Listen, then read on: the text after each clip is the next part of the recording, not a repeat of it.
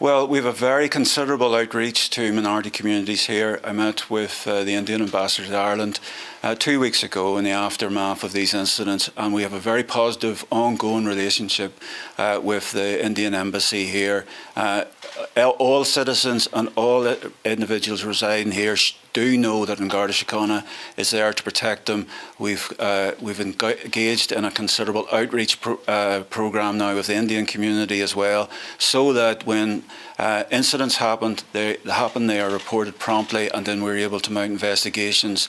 The investigations that are ongoing, yesterday I received a series of reports on progress that was being made and the state of the inquiries, and you can be rest assured these matters are being supervised at the highest levels within Garda Síochána. Why do you think Indian people are being targeted?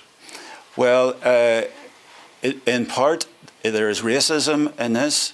And in part, it is an element of crime as well, that picking on the vulnerable too.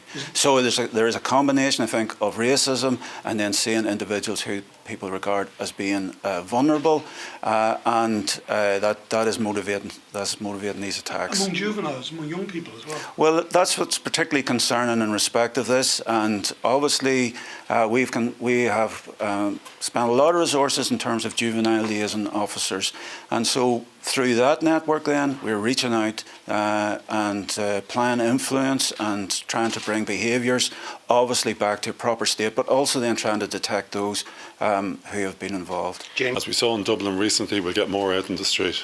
Minister Eamon Reardon has said there's a perception that Dublin is unsafe and under-policed. Just in the light of, I suppose, recent Temple Bar attack and attacks from the Indian community, can you just give us, I suppose, your response to that? Yeah, well, I was obviously concerned about the attack upon the tourist in Temple Bar recently, and obviously I met with the Indian community and I expressed to them my concern about some recent attacks upon them. I think it's important to point out, however, that when you look at the latest crime statistics, that assaults on the person are down in terms of the first 6 months of this year from the first 6 months of last year. It's also the case that there are more Gardaí on the streets in Dublin.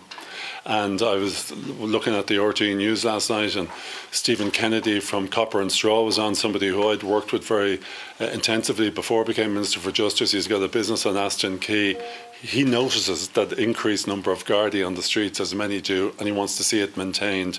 So listen, a large capital city is always going to have incidents of criminal behaviour, but like, my own view is Dublin's getting safer. Like, I'm happy to walk around Dublin any time of the day or night, and I would like the message to go out to people that Dublin is a safe place to come into.